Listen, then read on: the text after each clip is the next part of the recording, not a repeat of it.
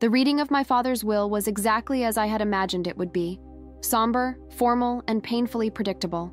We gathered in the oak-paneled conference room of Hargrove & Associates, the law firm that had managed the Wheeler family's affairs since my grandfather's time. Outside, Seattle's persistent rain streaked down the windows, creating a fitting backdrop for the occasion. I sat at the far end of the polished table, as distant physically from my stepmother and stepbrothers as I had been emotionally for the past 15 years. Claire Wheeler, née Peterson, formerly Johnson, wore her widow's grief with the same precision she applied to her designer wardrobe: tasteful, appropriate, and calculated for maximum effect. Beside her, my stepbrothers Marcus and Theo maintained expressions of subdued respect, occasionally sharing glances that spoke volumes about their expectations for the proceedings. Mr. Hargrove, my father's attorney for over 20 years, adjusted his wire-rimmed glasses as he reviewed the documents before him. At 72, he was the last of the old guard at the firm, postponing retirement specifically to handle my father's estate.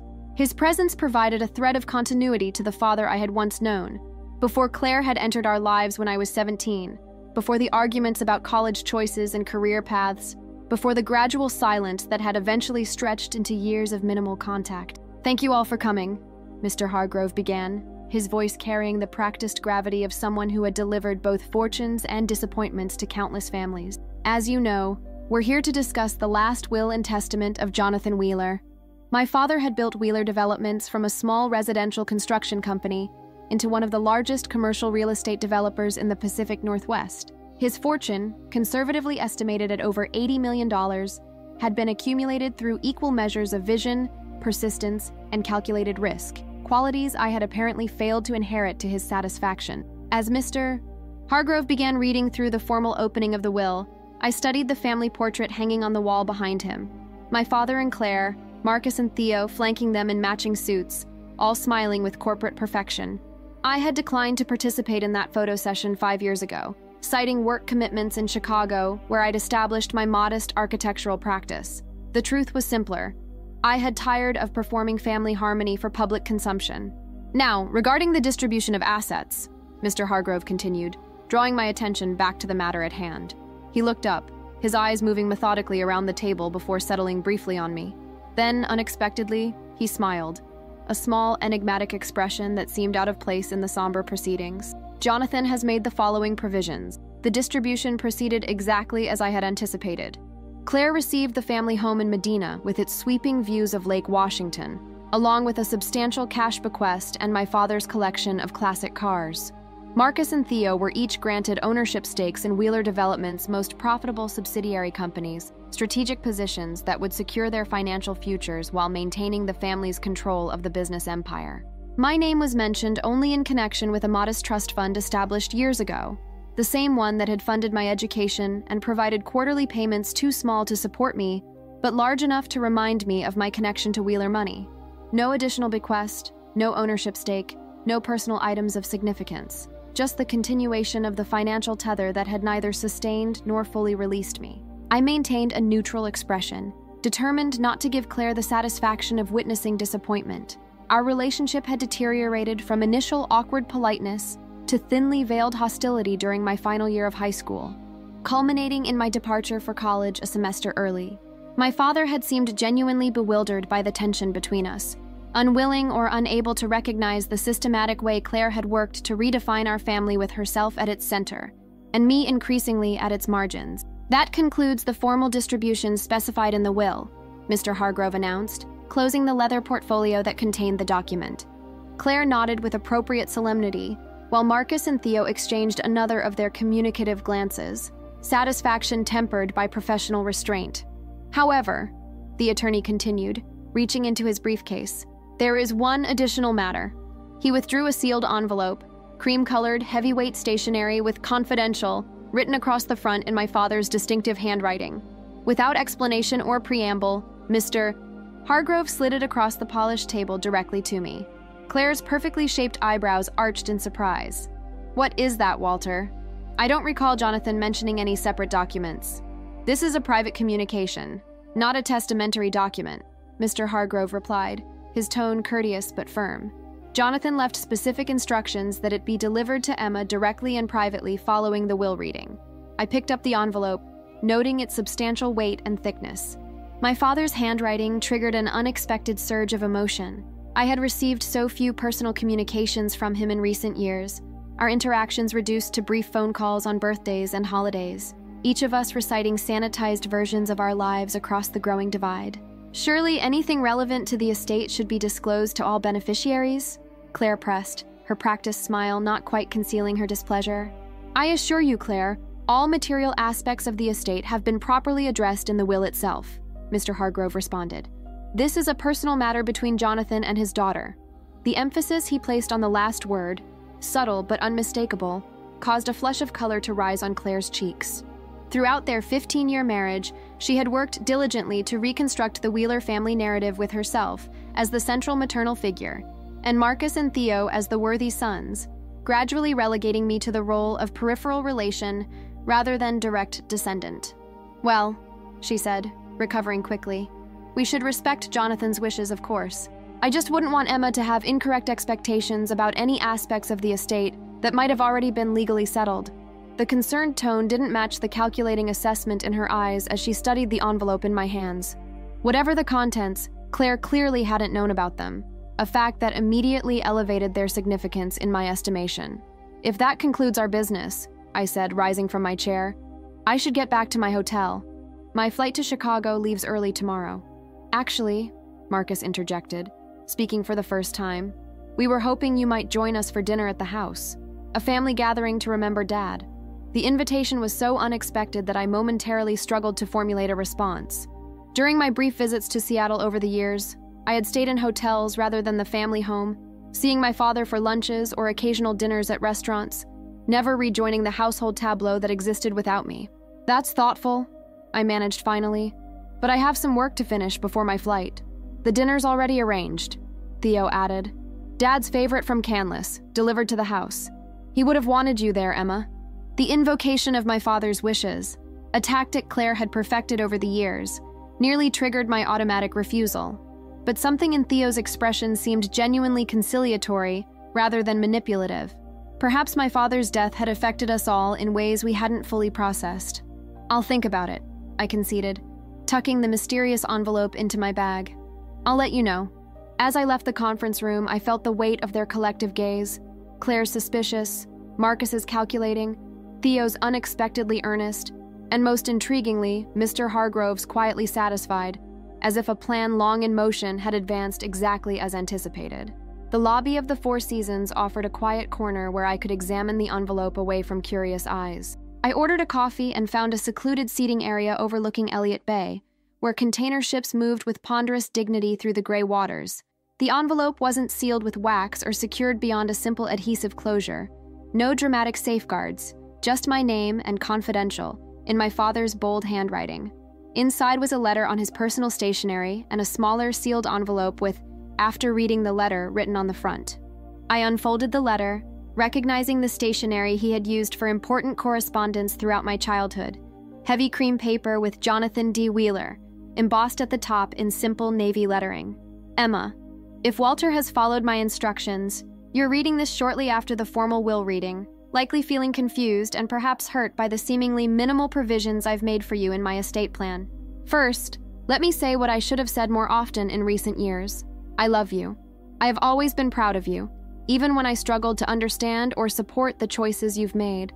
Your independence and principles, while occasionally frustrating to me as a father with specific expectations, are qualities I have come to admire deeply, perhaps more than you realize. What you experienced today in the will reading was, I regret to say, theater, a performance designed for a specific audience with a specific purpose. The truth of my estate planning and my intentions for your future are considerably different from what was presented in that conference room. The coffee grew cold beside me as I processed these opening paragraphs. Theater? A performance? My father had always been strategic in business, but I had never known him to engage in such elaborate deception within the family. For the past 5 years, I have been quietly restructuring significant portions of my assets through channels not associated with the Wheeler family name or our usual financial institution. Walter Hargrove has been my sole confidant and executor in these matters, operating with absolute discretion. My reasons for this approach may not be immediately clear to you, but they emerged from a growing awareness of dynamics within our family that I failed to address properly while I had the chance. By the time I recognized what was happening, patterns were too firmly established for direct confrontation to be effective. I paused, rereading that paragraph with mounting disbelief. Was my father acknowledging what I had experienced for years but had eventually convinced myself was merely my subjective perception? The systematic way Claire had worked to marginalize my position in the family while my father stood by, apparently oblivious? The smaller envelope contains specific information about assets I've placed in structures designed to benefit you, while remaining completely separate from the family holdings that Claire, Marcus, and Theo will control. Walter Hargrove has all relevant documentation and will assist you in accessing these resources when you're ready. More important than these financial matters, however, is something I discovered only after being diagnosed with cancer last year. While reviewing old files in preparation for getting my affairs in order, I found information that has forced me to reconsider many assumptions about our family history and the changes that occurred after I married Claire. This information is sensitive and potentially damaging to people who believe certain matters long settled. I've instructed Walter to provide you with a secure location to review these documents, away from the family home or his offices where others might have influence or access. My hands had begun to tremble slightly, coffee forgotten as I processed the implications of what I was reading. My father, who had always seemed so confident and decisive in business, while remarkably passive in family matters, had apparently been engaged in elaborate behind-the-scenes maneuvering during his final years. I made serious mistakes, Emma. I allowed relationships to be damaged when I should have protected them. I accepted narratives that were carefully constructed rather than investigating inconsistencies that should have raised questions. Most unforgivably, I failed to recognize how you were being systematically isolated until the pattern was too firmly established to easily correct. The dinner invitation you likely received after the will reading is not coincidental. Claire and the boys will have questions about our private communication.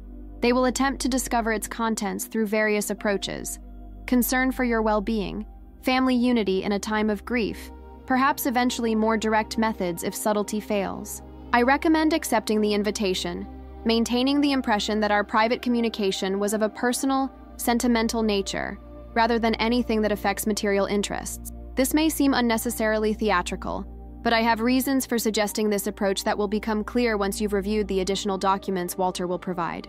The letter concluded with an apology for the cloak and dagger elements of this communication, and an expression of love and confidence in my judgment. My father's signature, the bold, slashing script I had known all my life, seemed to carry more emotion than I had seen him express in years. I sat motionless, staring at the smaller envelope still sealed in my lap, trying to reconcile this secret, strategic version of my father with the emotionally disengaged man I had known. Whatever lay within that second envelope represented not just financial assets, but apparently revelations that had prompted this elaborate posthumous intervention. Walter Hargrove's private office was located not at the firm's downtown headquarters, but in a converted craftsman house on Queen Anne Hill. The residential setting provided both privacy and the kind of understated elegance that characterized the attorney's approach to his practice. I arrived at the address he had texted me, still processing the implications of my father's letter. "Thank you for coming, Emma." He greeted me at the door himself, rather than relying on an assistant. "I thought you might call after reading Jonathan's letter." The office interior featured dark woodwork, built-in bookcases, and the kind of subtle luxury that whispered, rather than shouted its value, not unlike Walter himself with his impeccable but understated appearance. "I haven't opened the second envelope," I explained as he led me to a comfortable sitting area. "Father suggested I should review some additional documents first, in a secure location." Walter nodded approvingly. Jonathan was quite specific about the sequence of disclosures. "The second envelope contains financial information that will make more sense once you understand the broader context." He unlocked a cabinet concealed behind a hinged bookshelf section, a feature that would have seemed melodramatically theatrical if not for the serious expression on the elderly attorney's face. From within, he removed the accordion file folder secured with a combination lock. "Before I provide these materials, I should confirm. Did you agree to attend the family dinner this evening?" The question caught me off guard. "Yes, though I'm reconsidering in light of Father's letter." He suggested maintaining the impression that our private communication was sentimental, rather than substantive. He was right to suggest that approach, Walter confirmed, his expression grave. "The dynamics at play are complex and potentially volatile. Information is significant leverage in this situation, and currently, you possess more than they realize." The cryptic statement heightened my curiosity and concern. "Walter, what exactly is going on?" Father's letter hinted at discovering troubling information after his diagnosis, but he wasn't specific. The attorney considered his response carefully. Jonathan came to me approximately 14 months ago, after reviewing old correspondence while organizing his affairs. He had questions about certain transactions and decisions made shortly after his marriage to Claire. My investigation revealed patterns that disturbed him deeply. Patterns that caused him to reevaluate many assumptions about family relationships and motivations. What patterns? I pressed, growing increasingly frustrated with the measured vagueness. Evidence suggesting that Claire's integration into the Wheeler family and business involved more calculation than coincidence, Walter replied. Documents indicating that your increasing isolation from your father was not merely an unfortunate family dynamic, but potentially a deliberate strategy. A chill ran through me despite the office's comfortable temperature. The suggestion validated feelings I had experienced for years but had eventually attributed to my own sensitivity or failure to adapt to the blended family situation. The materials in this folder include financial records, email correspondence, and witness statements Jonathan and I collected over the past year, Walter continued, entering the combination to unlock the folder. Some of it is technical, some deeply personal. All of it points toward a concerning conclusion. Claire Peterson targeted your father and his assets with remarkable precision and worked systematically to secure her position and her son's interests at your expense. The blunt assessment hung in the air between us. I had harbored similar suspicions during my final year living at home, watching Claire gradually reshape my father's perspectives and priorities. But hearing it articulated so directly by my father's trusted attorney, with apparently substantial documentation, was both validating and deeply unsettling. Why didn't he confront her? I asked, the question that had immediately formed as I read my father's letter. If he discovered this while he was still alive, why the elaborate posthumous revelation rather than direct action? Walter's expression reflected genuine regret. By the time Jonathan understood the full picture, his cancer diagnosis had advanced significantly. He was concerned that direct confrontation would result in legal challenges he might not survive to see resolved, potentially jeopardizing the provisions he was making for you. Additionally, he hesitated before continuing. There were aspects of Claire's background and connections that suggested caution was warranted. What aspects? I prompted when he didn't elaborate. That information is contained within these files, he replied, finally handing me the folder. Jonathan requested that you review everything before making any decisions or confrontations. He was particularly concerned that you understand the complete situation before opening the second envelope or taking any action regarding the family dynamics. The accordion folder felt unexpectedly heavy in my hands, weighted not just with paper but with revelations that would potentially transform my understanding of the past 15 years. As I prepared to open it, Walter placed a gentle hand on my arm. One more thing, Emma. Jonathan wanted me to emphasize that despite the troubling information you're about to review, his greatest regret was not his financial decisions or even his choice of spouse, but the distance that grew between the two of you. He hoped that these disclosures, while painful, might ultimately allow you to understand that his withdrawal wasn't rejection, but a complex response to circumstances he didn't fully comprehend until it was too late. The compassion in the elderly attorney's voice triggered an unexpected surge of emotion. Grief not just for my father's death, but for the relationship we might have maintained had we both recognized the forces working to separate us. I took a steadying breath and opened the folder, ready to discover what had prompted my father's elaborate posthumous intervention. The documents in the folder told a story so calculated it bordered on cinematic. The methodical targeting and acquisition of my father and his assets by Claire Peterson, a woman with a history of strategic relationships with wealthy men. What had appeared to be a chance meeting at a charity gala had actually been carefully orchestrated after months of research into suitable prospects. My father, recently widowed and focused on business expansion, had been selected for his combination of substantial assets, minimal family complications, just one nearly adult daughter, and a psychological profile that suggested susceptibility to a certain type of supportive, admiring attention. Most disturbing were the email exchanges between Claire and a financial advisor named Richard Mercer, discussing my father's assets and how to optimize her position both during the marriage and in the event of its dissolution. The correspondence revealed Claire's sons, who I had been told were from her previous marriage to an investment banker named Thomas Johnson, were actually fathered by different men from previous strategic relationships. Marcus's father had been a real estate developer in Southern California, while Theo's was a tech executive from the Bay Area. Both relationships had ended with substantial settlements that Claire had carefully invested. She's created an entire fictional background, I murmured, comparing the timeline of Claire's actual history with the narrative she had presented to our family and social circle. Walter nodded grimly. Jonathan was devastated when we confirmed these details. The depth of deception extended beyond financial opportunism to fundamental misrepresentation of identity and intentions. A file labeled Emma, Systematic Isolation, contained documentation of subtle but persistent efforts to separate me from my father, manipulated misunderstandings, forgotten messages, social events scheduled when I was known to be unavailable, even a campaign to question my career choices and financial responsibility that had contributed to my father's decision to maintain the restrictive trust rather than providing direct capital for my architectural practice. How did Father discover all this? I asked, overwhelmed by both the content and the comprehensive nature of the investigation. It began with a misfiled document he found while organizing his home office after the diagnosis, Walter explained. An old email printout that contradicted something Claire had told him about her financial history with Marcus's father. The discrepancy led him to review other records, and eventually to engage me in a more thorough investigation. The most recent documents revealed my father's strategic response once he understood the situation.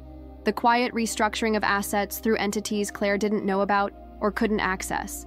The creation of an extensive record to ensure I would eventually understand what had happened, and most significantly, the maintenance of a facade that suggested nothing had changed in his perspective or plans. He continued treatment and put his affairs in order without confronting her, Walter confirmed when I questioned this approach. Jonathan believed direct confrontation while he was vulnerable would lead to legal challenges and potential destruction of evidence. He chose instead to protect what assets he could and ensure you would eventually have both the resources and information to make your own decisions about how to proceed. I sat back, trying to process the implications of these revelations for the dinner I had agreed to attend in just a few hours. The invitation from Marcus and Theo now appeared in a completely different light, not a gesture of family reconciliation, but likely an attempt to discover what information my father had shared with me privately. What exactly is in the second envelope? I asked, finally ready to consider the financial aspects of my father's posthumous planning. Documentation of your ownership interest in Horizon Partners, Walter replied. It's a holding company Jonathan established 3 years ago, ostensibly as a vehicle for commercial developments in emerging markets. In reality, it's a structure that now controls approximately 60% of his actual wealth, entirely separate from Wheeler Developments and the assets Claire knows about.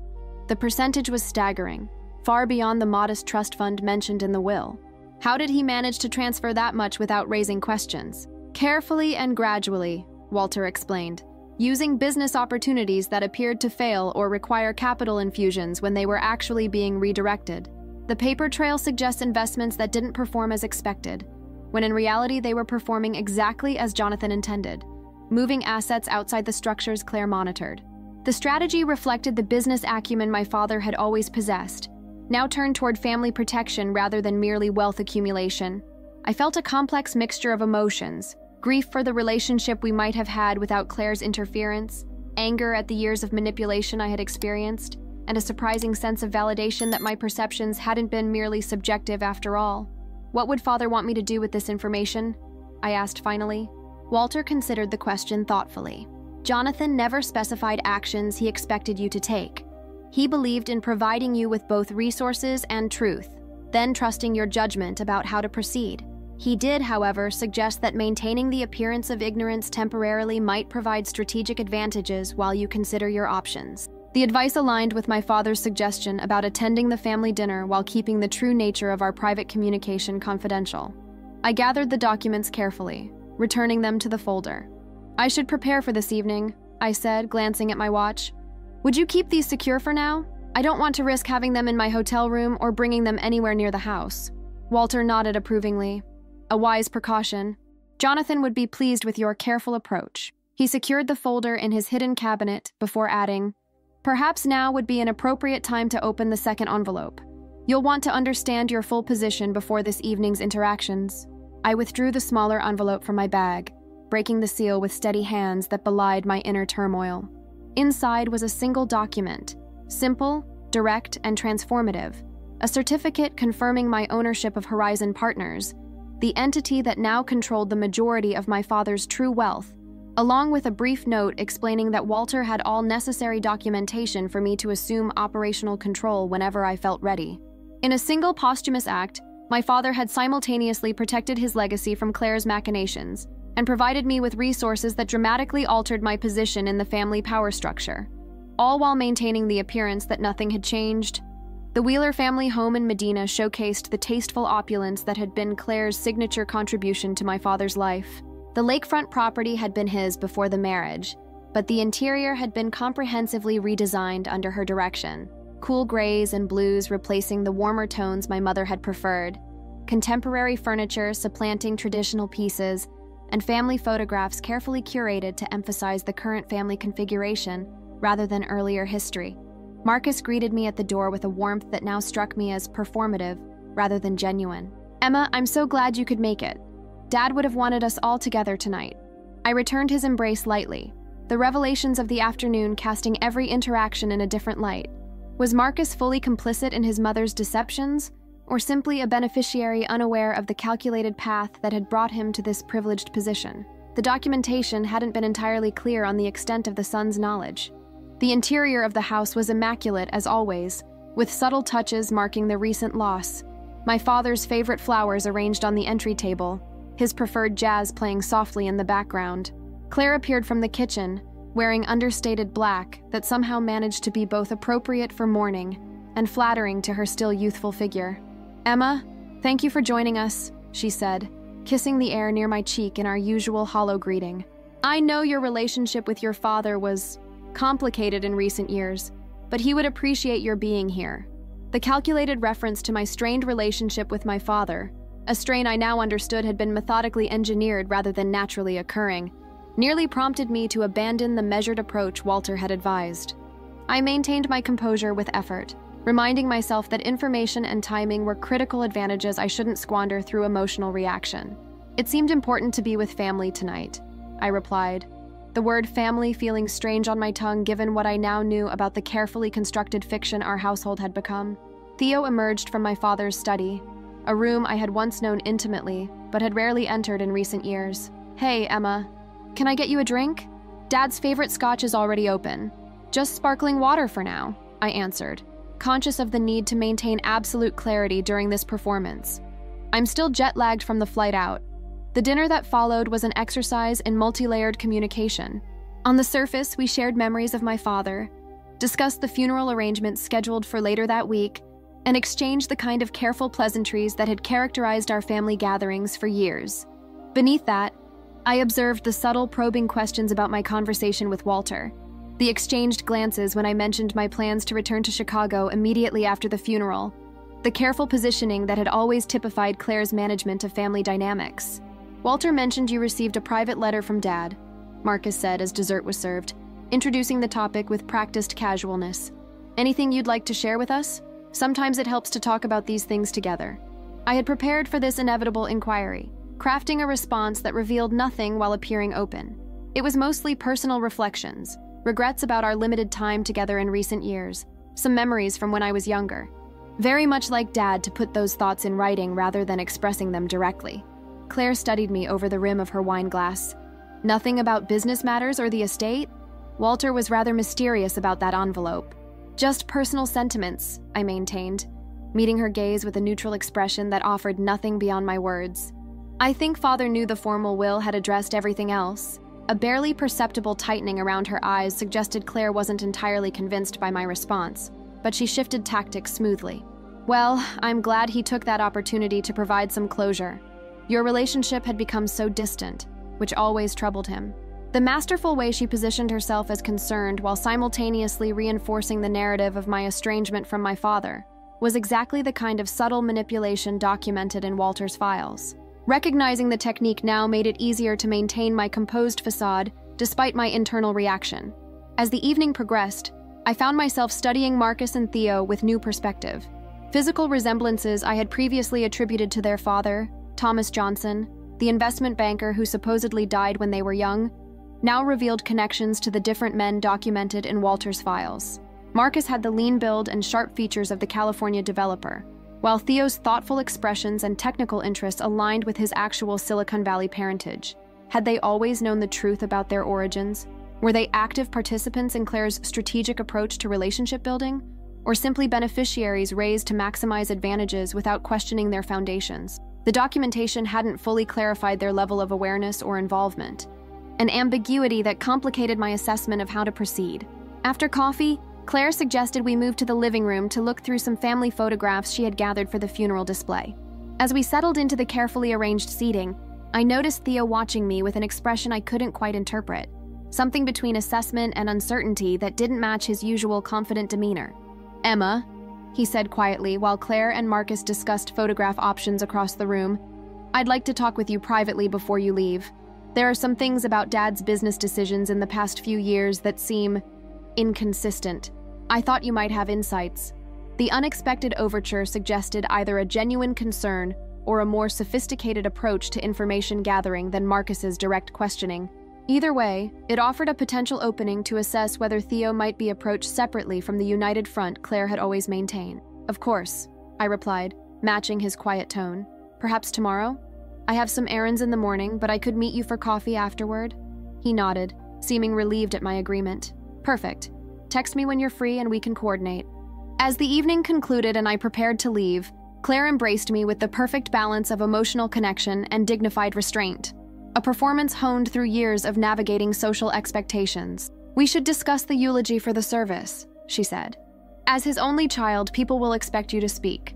The calculated reminder of my biological connection, a status she had worked for years to minimize in practical terms while maintaining its social utility, struck me as particularly ironic given the afternoon's revelations. The woman who had systematically separated me from my father now positioned herself as the guardian of proper family representation.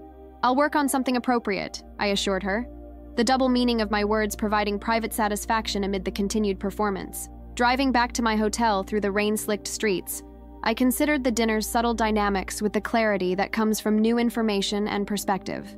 Claire clearly suspected my father's private communication contained something significant, but was uncertain of its precise nature.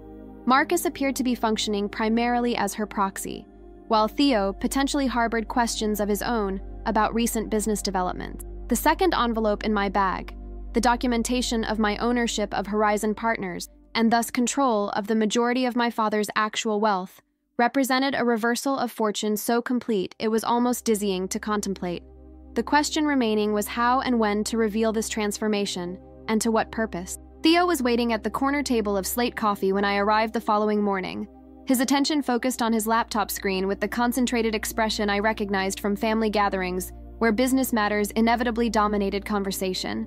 He looked up as I approached, closing the computer with a deliberate movement that suggested whatever he had been reviewing wasn't meant for sharing. "Thanks for meeting me," he said, rising briefly as I took the seat across from him. "I ordered your usual. Still an oat milk latte, right?" The fact that he remembered my coffee preference despite our limited interactions in recent years registered as a small but noteworthy detail.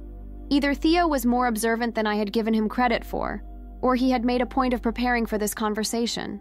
"Still my standard," I confirmed, "though I'm surprised you remembered." He shrugged slightly. "I pay attention to details, useful habit in business and life generally." The coffee arrived, providing a momentary pause in the conversation. Theo seemed to be assessing how to begin, his usual confidence tempered by what appeared to be genuine uncertainty. "I've been reviewing some of the company's financial structures," he finally said, his voice lowered despite the ambient noise of the busy cafe. "Specifically, capital allocations and project funding over the past 3 years. There are inconsistencies I can't fully explain." I sipped my coffee, maintaining a neutral expression while internally processing the potential implications of his observation. "What kind of inconsistencies?" "Projects that should have generated significant returns, but don't appear in our standard reporting structures. Capital outlays that seem to vanish into ventures that subsequently show minimal activity. Essentially, money moving through the company in ways that don't align with our stated business objectives or typical investment patterns." His assessment confirmed what Walter had outlined: my father's systematic redirection of assets through vehicles that appeared unsuccessful, while actually transferring wealth outside Claire's awareness or access. "Have you discussed these observations with your mother or Marcus?" I asked, carefully monitoring his reaction. A flicker of something, hesitation, concern, crossed his features. "Not yet.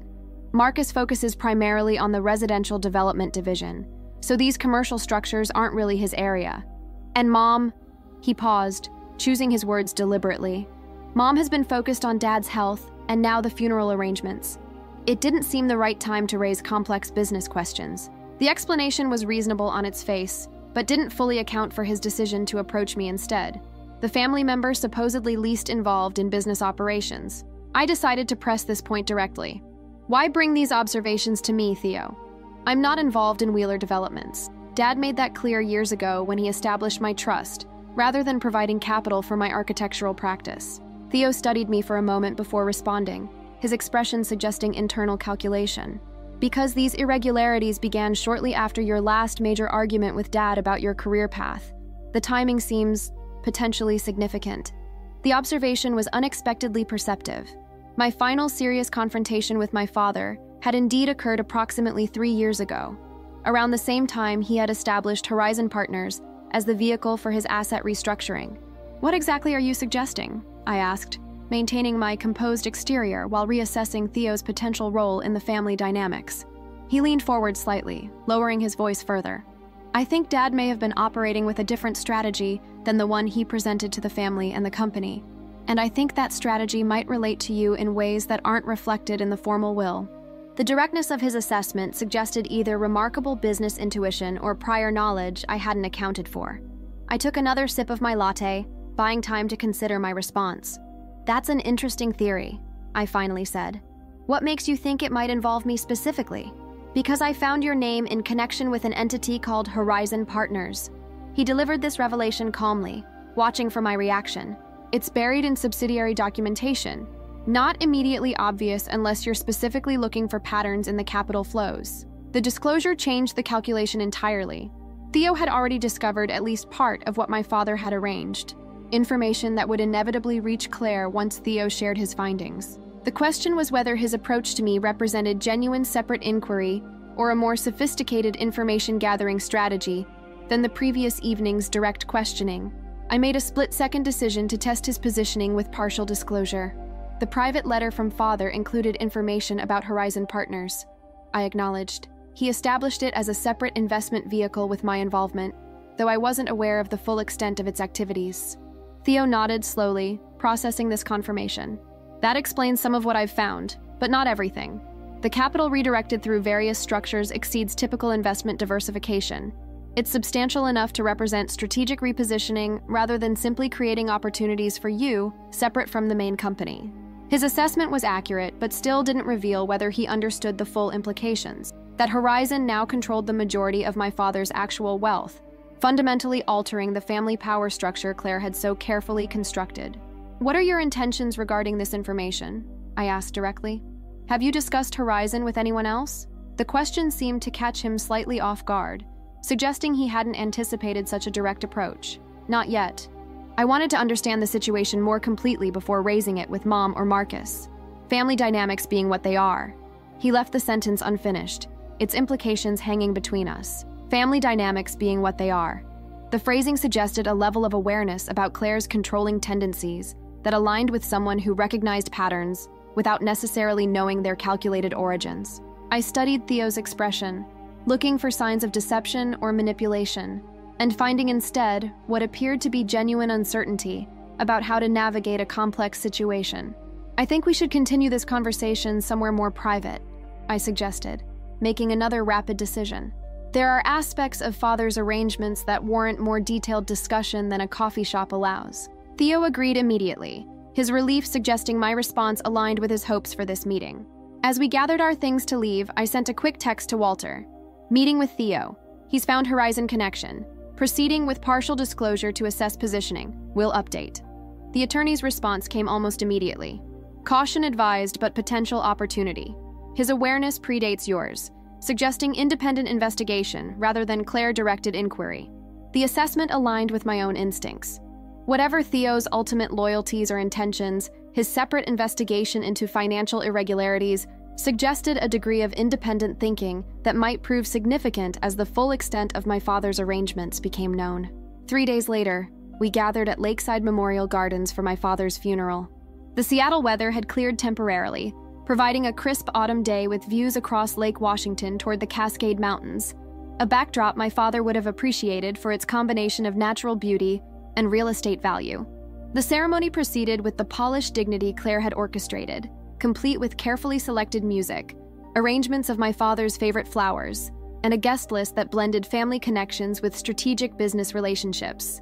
I delivered the eulogy I had prepared, balancing personal memories with appropriate acknowledgement of my father's business accomplishments and community contributions. Claire nodded approvingly from the front row, her grief appropriately visible without disrupting her immaculate appearance.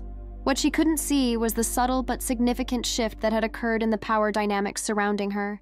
Seated beside her, Theo maintained the supportive son role expected at a funeral, while having privately aligned himself with my position following our extended conversation at Walter's office. His decision had come after reviewing the complete documentation of Claire's calculated history and my father's responsive arrangements, information that had clearly shocked him despite his existing suspicions about recent financial restructuring. I always sensed there was something orchestrated about Mom's approach to family matters, he had acknowledged during our private discussion.